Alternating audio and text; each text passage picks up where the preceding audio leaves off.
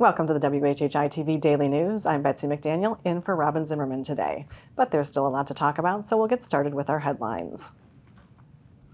The exchange of children in joint custody is often a stressful time, and this past weekend in Beaufort, it ended in tragedy. There was a shooting that killed 3-year-old Ariana Fair at the Cross Creek Apartments. 2 others were injured, including her mother, and police are looking for the father, 27-year-old Jonathan Tyleek Fair, for questioning. The incident took place just after noon Sunday. It's the second fatal shooting at those apartments this year, the other one happening on Easter Sunday.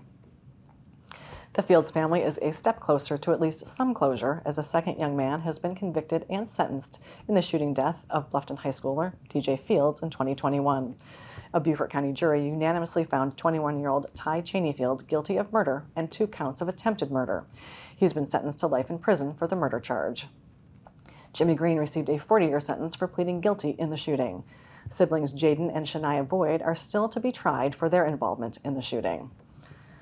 Low Country Congresswoman Nancy Mace voted to shut down the federal government over the weekend, citing what she feels is a lack of leadership on both sides.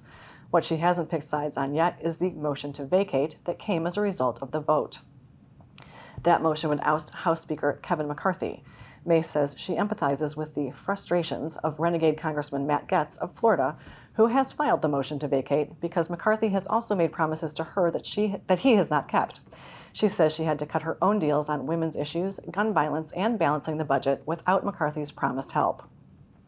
She predicts about a dozen Republicans will vote to oust McCarthy, but that Democrats will vote to keep him in.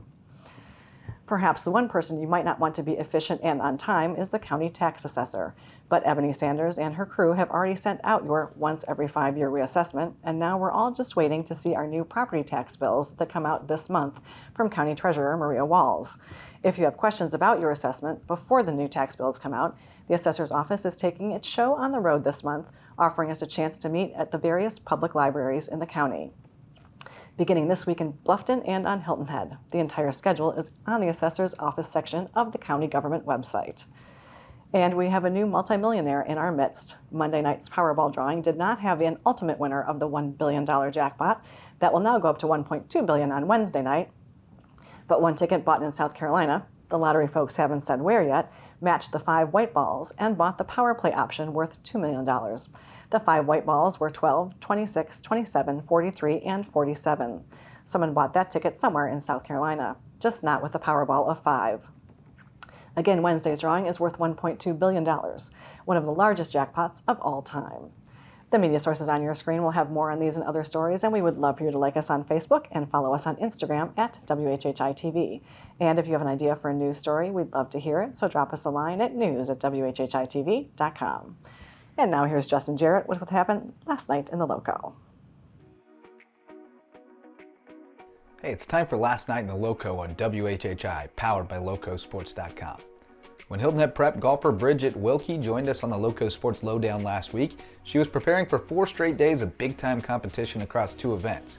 Well, 1 title is in the bag, and Wilkie should wrap up the second one this afternoon.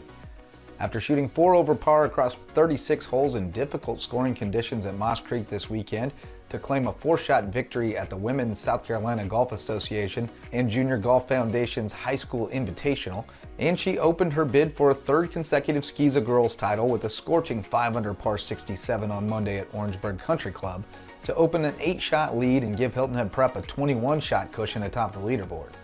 Barring something crazy, it's highly likely that Wilkie has already claimed her 3rd straight individual title, and the Dolphins were crowned state champs for the 4th consecutive year when the final putt dropped.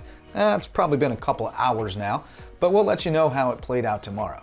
Meanwhile, remember former Bluffton Bobcats quarterback Lee Kirkland? Big guy, built like a truck? Well, he's a senior at the University of Pikeville, where he led the Bears to a 52-10 win over Union College on Saturday and earned NAIA National Offensive Player of the Week honors after throwing for 614 yards on 38 of 58 passing with 6 touchdowns, setting school and conference records for completions, attempts, and passing yards, and matching the school mark for touchdown passes. It's the 2nd National Player of the Week award of Kirkland's career. For Loco Sports and WHHI, I'm Justin Jarrett. Until next time, go Loco. Thanks, Justin. Now I'm going to hand it over to Maria for a look at our weather. Thanks, Betsy. Yep, so taking a look ahead, while we are still going to have cool fall weather, it is forecasted now that we are going to see a little bit of rain by the end of this week. But taking a look at Wednesday, it's going to be partly cloudy and humid, with Hilton Head having a high of 81, a low of 68, Bluffton's going to have a high of 83, a low of 66, and Beaufort's going to have a high of 82 and a low of 66. The sunrise for Wednesday is going to be at 7:19 and sunset's going to be at 7:04. Looking at the beach tides, low tide's going to be at 8:27 a.m. and high tide's going to be at 1:39 p.m. Taking a look into the rest of the week, a little bit into the weekend. Thursday is going to be sunny to partly cloudy with scattered showers throughout the afternoon, but should be clearing up by the evening. Highs in the 80s, lows in the 60s. Come Friday, it's going to be cloudy with an afternoon shower, but then should be clearing up by the evening again. Highs in the 80s, lows in the 60s. And then come Saturday, it's going to be partly cloudy and less humid with highs in the 80s and lows in the 60s again. That's it for today. Let's head it back to the desk. Coming up, Bob Stevens chats with Joe Kane from the Island Rec Center to find out what's going on this fall.